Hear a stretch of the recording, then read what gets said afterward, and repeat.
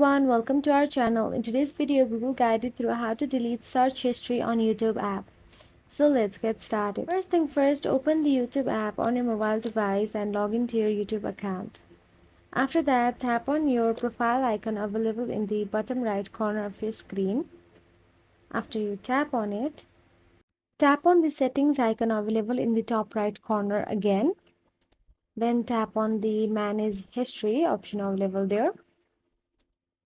Now inside manage history, you'll get to see all your YouTube history. Now from here, so you can see all your YouTube history option available there, but you can also see delete option available in the blue highlights on above the video. Tap on it. You can choose any time to delete. You can delete by custom making your date and time. So you can delete a particular video you watched on a particular date, or you can delete all the YouTube history. So choose according to your preferences and delete it.